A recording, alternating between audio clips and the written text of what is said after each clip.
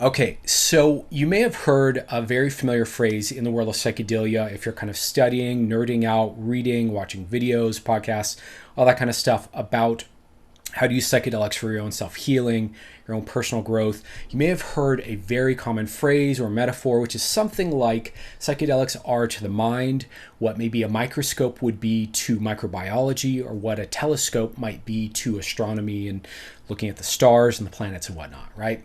And I think it's a great metaphor. I think it's a very apt description and really does kind of portray, I think, very accurately some of the utility of psychedelics, not the entire story. I think psychedelics are bigger than just being a way of viewing the detail of our own minds, but it's a wonderful start.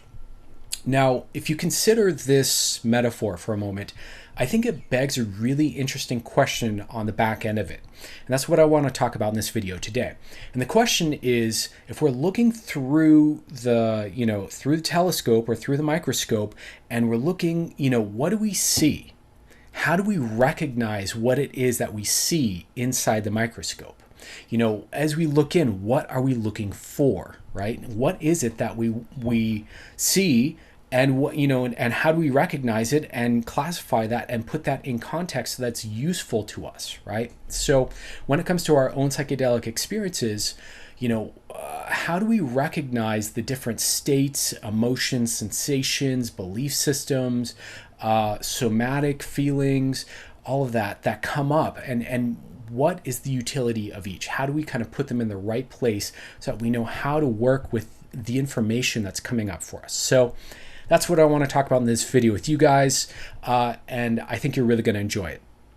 Quick note, I just want to say that it's my intention with my work, with my clients and all the kind of maps and all the stuff that I'm doing here to kind of create something useful for you guys. It's my intention to really bring to light a lot of the information that I feel like isn't being talked about in the psychedelic space, stuff that I think is fairly self-evident, or at least is self-evident to me in terms of my own exploration, my own experiences, stuff that I think is highly useful and highly, important and perhaps detailed information that I often don't see being talked about in the kind of larger milieu of psychedelic science and therapists and this kind of rapidly expanding world of psychedelia that's out there right now. So if you don't see this information anywhere else, that's kind of by design, but it's also not meant to just be intentionally obscure or, kind of occult, random, information. It's all meant to be very practical. It's all stuff that I've kind of, vetted through my own trial and error. I've done a lot of observation around, but ultimately this is just my own take on it. And so I hope you find it useful. So let's go ahead and get into it.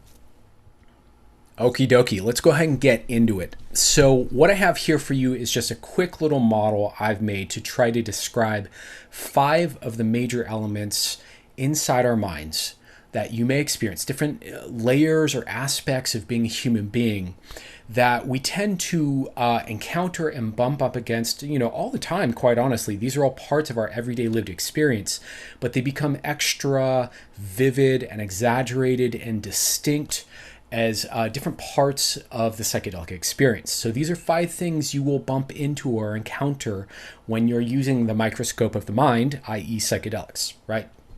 Now, before I go ahead and explain each one here, I want to point out something that if you're looking at these 5 really quick, you may notice that there's something missing here. There's actually 2 things missing here. There are 2 elements that you would think might even be the most obvious examples of like, wow, yeah, of course that should be in there because those are the primary things I deal with.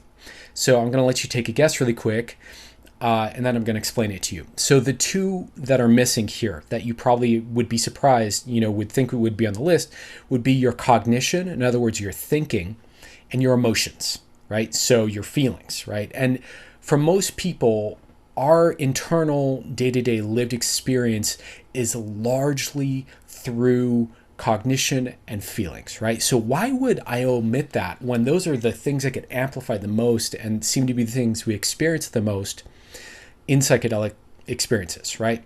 Well, there's a really good reason for that, and I will kind of unpack it more, but the short, TLDR of that is that I think a lot of that is inside the container of or context of conditioning. So I'll explain conditioning a bit more to you in a bit. But let's go ahead and just start to unpack this here. So what do we have? So we have these 5 different layers of the human experience, and I've kind of organized them at the top with the deepest level of our possible experience, which is our spiritual connection to all of life, right? From the most deep to the most superficial, which would be lifestyle factors. So what I'm kind of proposing here to you is that these are 5 things that have a massive impact on the way you feel, on your life experience, on your emotions, on your sense of well-being, on your sense of capability, on, whatever issues you may be struggling with are radically shaped by these 5 factors. And these are 5 factors you really want to be able to start to pay attention to and not confuse with each other. And this is one of the major reasons I'm showing you this and I'm teaching you this, is that a lot of people end up confusing these different layers of experience and conflating them, or thinking they're all at the same level of experience, and understand or don't understand rather why some of these things we might experience, and then we have other feelings that are in other directions, and people get confused about what is all this stuff, not realizing that they're different layers and levels of being a human being. So with all that said, let's just go ahead and get into it here. I don't want to ramble too much. Let's just start to unpack it here. So the first one, and you can follow my neat, nifty little pointer here. The first one is spiritual connection, right? So, pardon me while I drink a little water. It's very dry here. So at the deepest level of what we are, of who we are, of how we are, if you will, is a sense of spiritual connection to life. Now, I'm comfortable with the word spiritual. I'm comfortable with spiritual ideas. I've spent a long time building a sense of spirituality. So for me, this is a very easy word to use.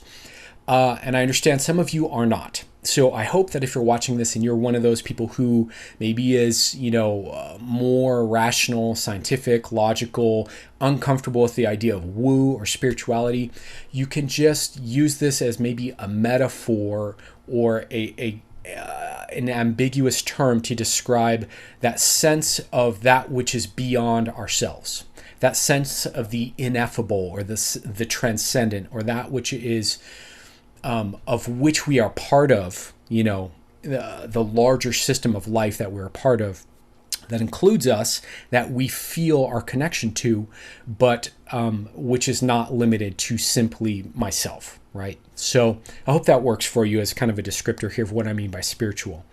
At any rate, that's at the deepest level of our experience. If you really push into the depths of unpacking and looking at the core of what you experience as a human being, what you'll find is something that transcends your sense of self.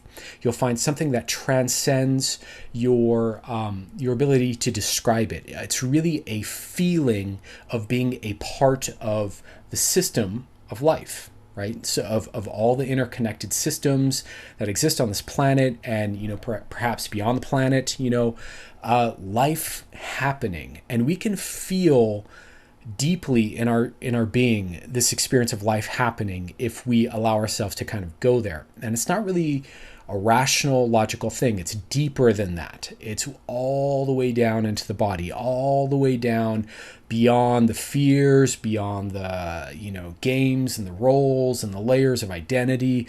Beyond all of that is this spiritual experience, this spiritual core to who we are. Now, I want to make the case here to you that depending on how in touch with that aspect of yourself you are, whether you're super comfortable with that or not, whether you are literate with that or not, or how recently you've been in touch with that kind of transcendent, ineffable feeling inside of yourself, makes a huge difference in your mental health, your emotional health, your sense of well-being, your sense of possibility in life. This is deep. This is really, really deep. And if you look at the science, quite practically about, best mental health outcomes for people who are doing psychedelic therapy, undeniably, the science points towards those who had a mystical experience. And I would argue that a mystical experience is a spiritual experience, is an experience of this transcendent aspect of self, right? That is deeper than the identity self, right? Those who have a mystical experience have much better, more lasting, more powerful, positive mental health outcomes, right? So I'm going to argue that this deepest layer of self, this sense of spiritual connection, is something that you can easily just kind of fall into if you're on psychedelics and you're kind of exploring an avenue of thought or self-inquiry, or you're looking at maybe some of the things you've learned, whether it's, some of the weird physics you may have read about, or exploring, maybe a metaphysical idea or what have you. It's very easy to end up all of a sudden at a direct, ego dissolution spiritual experience. So if that's the case, go with it, first of all. Second of all, if you just kind of happen to have one of those experiences, I want to suggest that these are crucially important aspects of ourselves to be in touch with that massively improve our quality of life and our lived experience. So that would be number one, that at the deepest level, you're going to find spiritual experience. At the next level, kind of more superficially towards our normal mode of being, but still very deep, very unconscious, very far down in the body, you're going to find our evolutionary wiring. Now, I think some of the best examples of evolutionary wiring are really described in evolutionary psychology. And I think this is an area of life where we tend to have a blind spot as human beings. A lot of us are not tuned into our own evolutionary wiring and the drives and the imperatives and the logic behind these kind of evolutionary impulses and drives. And we tend to conflate them with conscious aspects of being a human being. For example, our desires to be liked, our desire to belong to a group, our desire for validation, our desire for ascending, in status in the hierarchy, our desire for maybe sexual connection or intimacy or touch or feedback, or what else? Our desires for pleasure, comfort, safety, these kinds of things. All of these are circuits, intelligences, layers of wiring in the body at a very, very, very deep, again, unconscious level. And, this is a whole other video I'll make about kind of one of my rants or one of my complaints about New Agers and the New Age movement, which I have a lot of love and respect for. But one of the shortcomings of that whole world of this kind of spiritual aspect of things is the blind spot to our own evolutionary wiring and its depth and its, importance and its kind of hold on our biology and how it's a filter through which we behave, right? So you may have feelings, when you're on psychedelics and you're kind of going in and you're exploring yourself, you may have these feelings of, unmet needs for validation, for approval, for belonging, for touch, for intimacy, for pleasure, for sexuality, for what's some other examples? You may have you may have sudden feelings to be competitive, to like push yourself and, bounce your energy off of those around you and kind of level up in the world.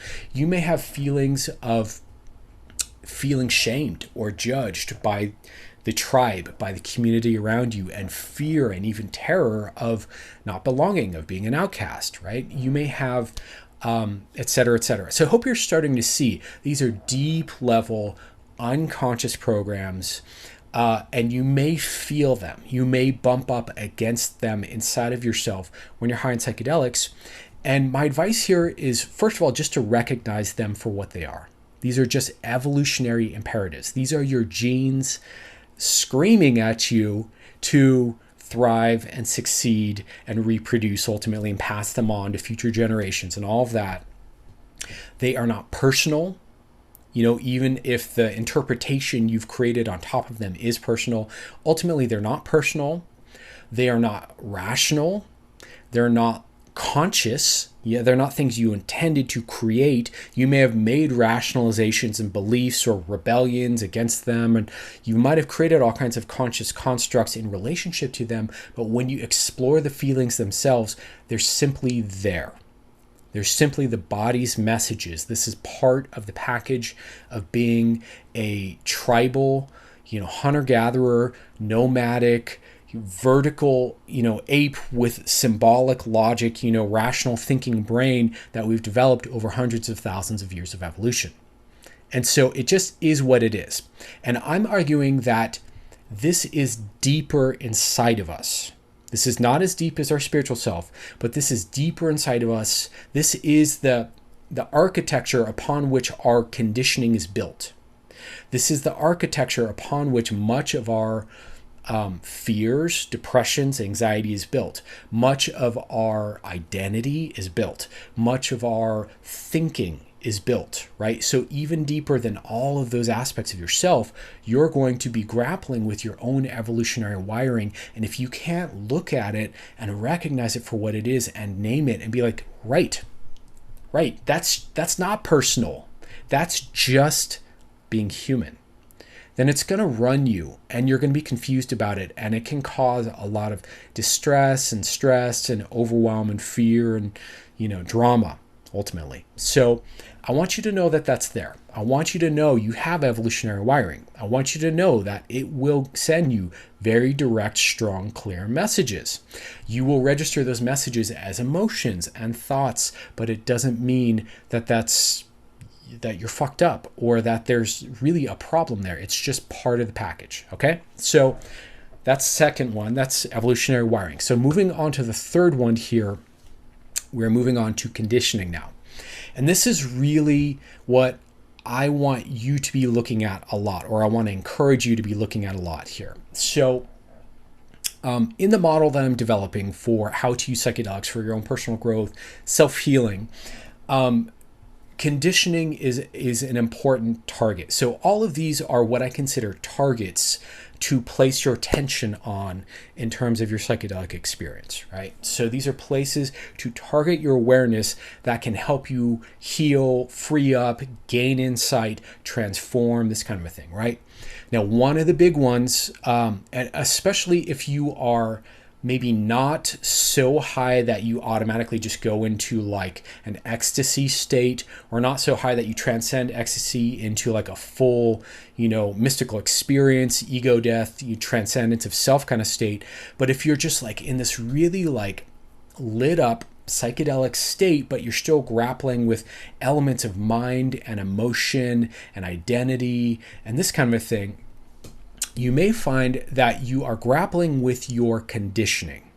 And I think one of the most useful things we can do on psychedelics in terms of conditioning is I really quite honestly think that conditioning is something we normally don't even recognize in ourselves.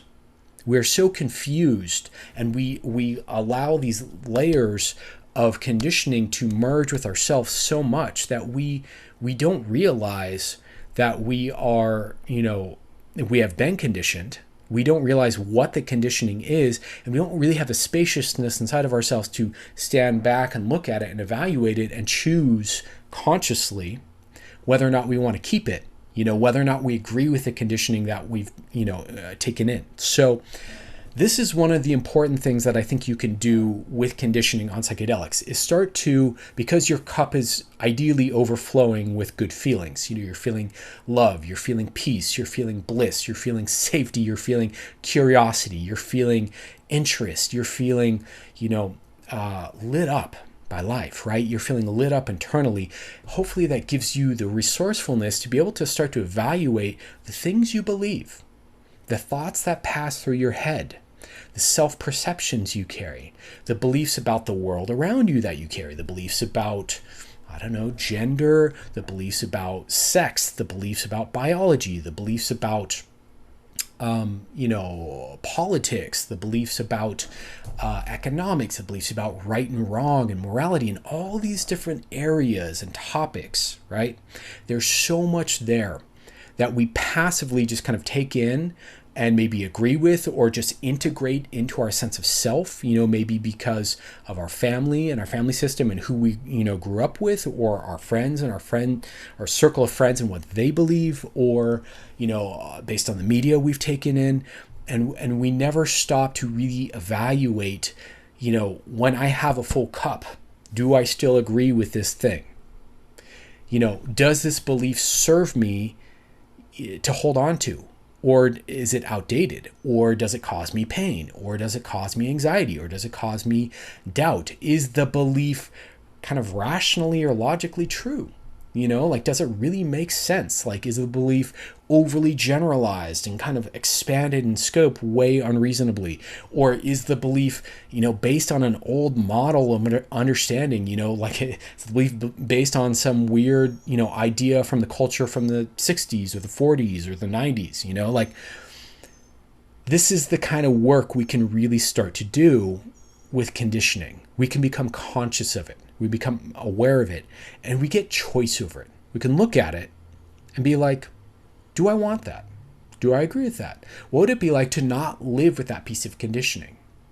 What would it be like to own, and sometimes what's going to happen, you're going to look at something, you're going to evaluate it, and you're going to go, actually, yes, this is what I believe. Actually, I believe this more now than ever. Actually, I'm sure about that. Or I see that if I adopt this piece of conditioning consciously, it will improve my life and make my lived experience better, right? So this is a huge area of targeting, is really evaluating the conditioning. And the kind of the implication here, the kind of subtext to what I'm saying here, is to start to evaluate the patterns of thought, the patterns of emotion, the patterns of somatic body sensations that you experience, and really evaluate, are they yours? Do they really belong to you, or were they programmed into you, right? By TV, by movies, by media, by the internet, by TikTok, by your family, by your local culture in the state or town or country you grew up in, right? So you can really start to evaluate, is this conditioning serving me? And it's really interesting to see what comes out of this. Now, I would advise you, again, to not confuse your conditioning with your sense of self, or to confuse it with your spirituality, your sense of spiritual connection to life, or your evolutionary wiring. This is one of the places people get screwed up a lot, is there are certain narratives out there in our society that says it's all conditioning. There's no such thing as evolutionary wiring, or there's no such thing as spirituality, or there's no such thing as any of the other elements. It's all conditioned. It's all just ideas that's been conditioned into. And I would encourage you to explore that and challenge that and play with that. What is it that exists inside of you as thoughts and feelings and experiences that isn't conditioning, right? I would argue there are certain things in there that are just there, that aren't conditioned, that maybe, came before that or supersede that. So anyways, that's number 3. That's conditioning. That's a huge target to work with. And I think you'll get a lot of mileage out of just that one alone. Okay, moving on to number 4 here, we have narrative, right? So kind of in my rationale, it's a weird sequence of things to talk about, to go from spiritual connection to evolutionary wiring. We were talking about kind of the peak experiences to all of a sudden the most basic primal experiences. Then all of a sudden we're at conditioning, which is this kind of psycho-emotional, tribal belonging, layer of accepting ideas, and then we have narrative, right? So this seems weird. They don't logically go in a sequence at first look, but I really think that, evolutionary wiring is built over our spiritual connection, our oneness with life, if you will. And then our conditioning is built on top of our evolutionary wiring, right? So our drive to belong, to be part of a group, to feel safe, to yada, yada, yada, right? That's all there deeper than your conditioning. And then your conditioning will appeal to those impulses in order to make sense, right? And then on top of your conditioning is your narrative, right? So number 4 is narrative. And what do I mean by narrative? Narrative is this layer of experience that is really at the heart of identity, at the heart of ego, right? You are not your narrative. You are the creator, probably unconsciously, again, but you are the creator of your narrative. You are the one who generates your narrative automatically, but you're the one who chooses at some deeper level what your narrative is.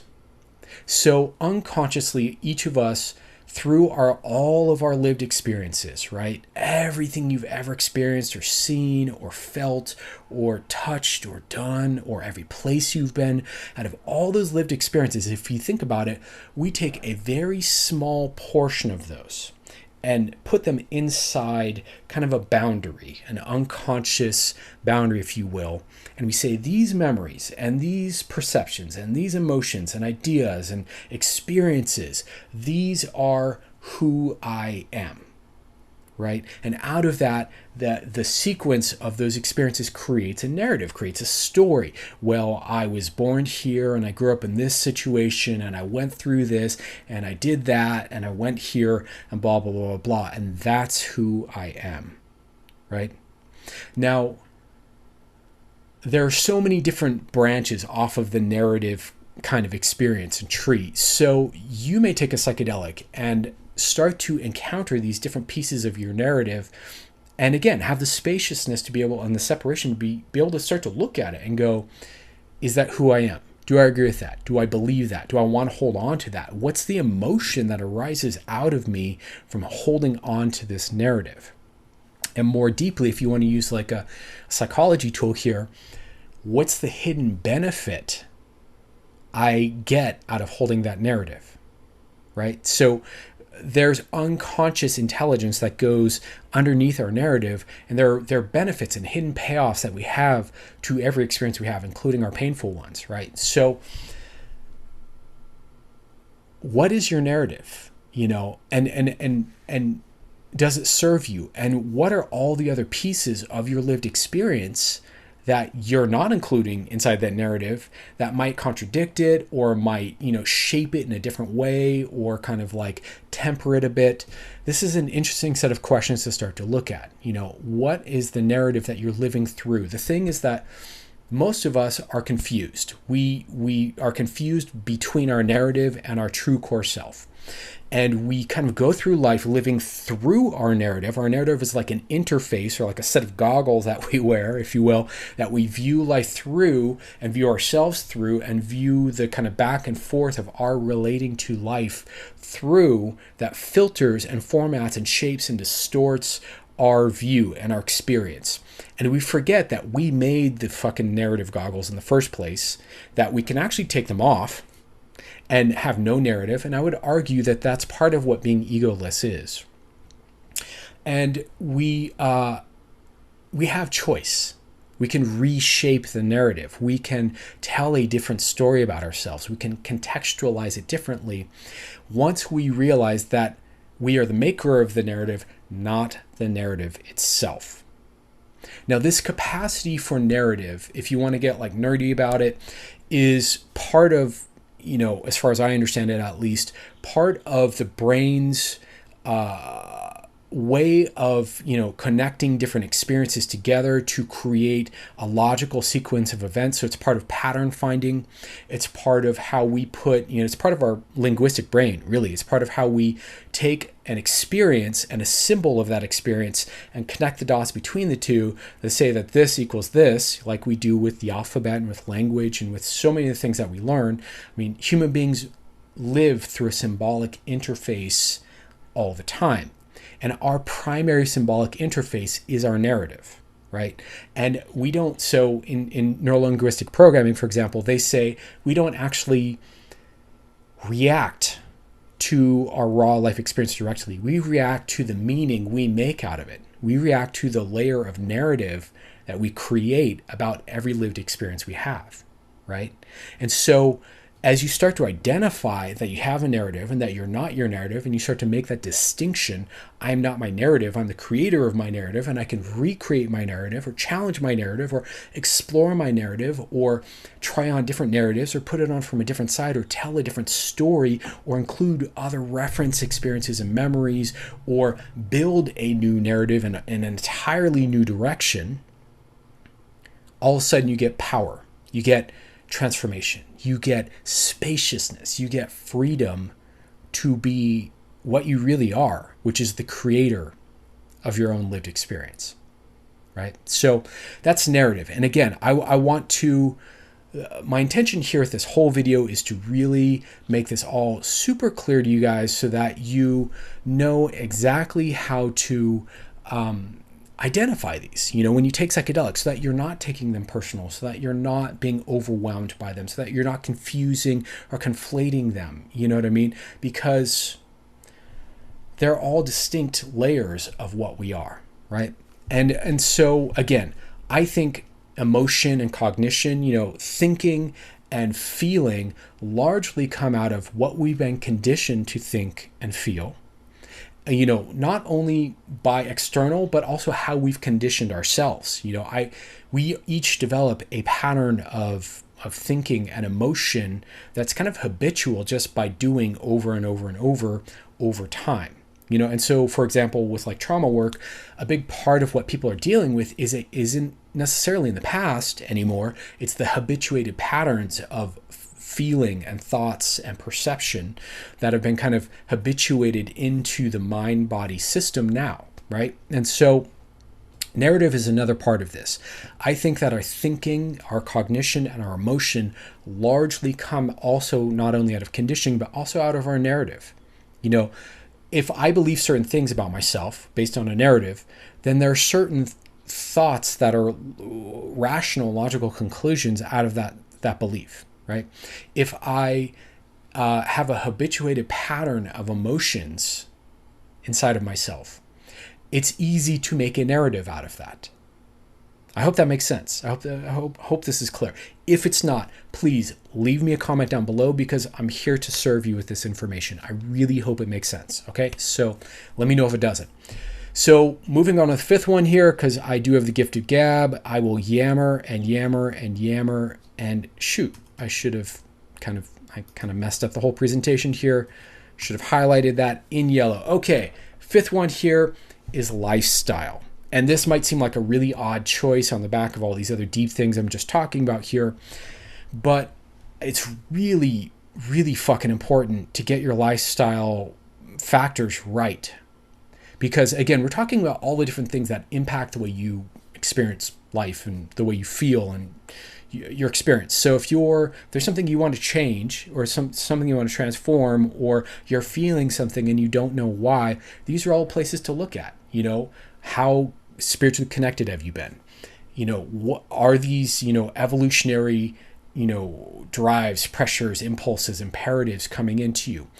Is this a piece of conditioning that you're feeling and you're confusing for who you are, but really needs to be evaluated and kind of double checked if you want to keep? Is this a narrative piece? Is this something that you've created as this kind of construction of a sense of self? And then the fifth one that really impacts you, again, is lifestyle. Now, with lifestyle, what do I mean? I mean the real basics that we probably all know if we're on the internet and we're at all looking in terms of personal growth, personal healing, psychology, personal development, diet, exercise, quality of sleep, right? How many hours a night are you getting? How deep are you getting? Light exposure, socialization. Are you socializing? Are you interacting with people? All of these things make the biggest difference. Let me give a couple obvious examples here that you probably already know. So I'm probably preaching to the choir, but I want to just kind of hammer this point home because I think it's really important to factor those in before you start going deeper into yourself. Like, God, why am I so messed up? Why am I fucked up? What's going on with me? To look at just the basics. Do you have the basics like dialed in a way that really suits your body, right? So a great example is diet. if you have a crappy diet and you eat a lot of takeout and you eat a lot of kind of, weird funky oils in the food and a lot of carbs and a lot of grains and a lot of stuff that causes inflammation in the body, that's going to impact your gut. That's going to impact your digestion, and it's going to cause inflammation. That inflammation is known to add to depression, is known to add to anxiety, right? So if you're dealing with depression and anxiety and you're like, God, I just feel so out of sorts, that's the most easy thing for you to fix is maybe eat a little more cleanly, right? Start there and then, rule that out by making that good. And then if you know that you're still eating clean, you've been eating cleanly for a month or whatever, and you're still depressed, then maybe it's not diet, but maybe that's a good place to start, right?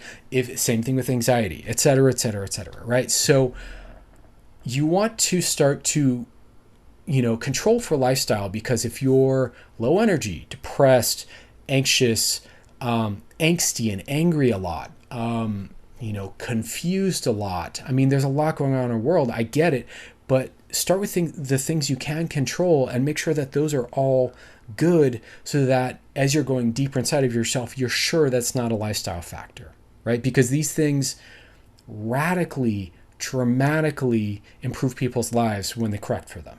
Like, I wouldn't mention it just to be like a preachy, punk about it. Like, these are things that people go, oh my God, I had no idea that just cutting out sugar would transform my life, but it did.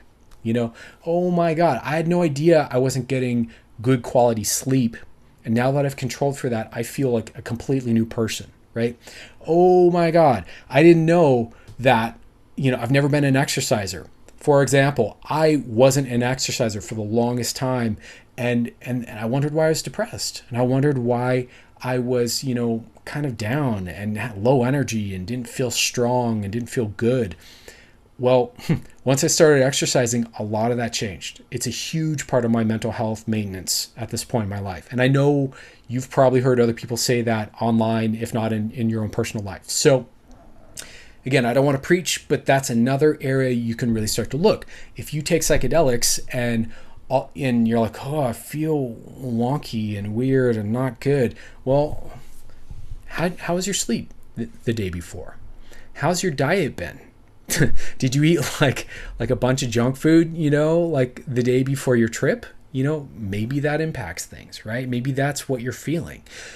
How's your, how's your sense of exercise? Are you like physically stagnant because you haven't been moving and walking or, using your body enough? If you're feeling kind of lonely and pensive and sad, when's the last time you just like had a fun, day or night out with some friends? Went to cafe with a buddy and had a lunch, or took a hike with somebody in the woods, or whatever it might be, right? So you want to start to control for lifestyle, because it's part of set and setting, really. It massively impacts how you feel going into your trip. So that's it. So, 5 elements of mind. I know there's more. I'm not saying this is the complete list, but I think these are 5 that are really valid to start to look at and pay attention to and distinguish, so that when you're in your psychedelic experience, you're, aware of them. You're not confusing them for each other. You're not necessarily taking any of them personally.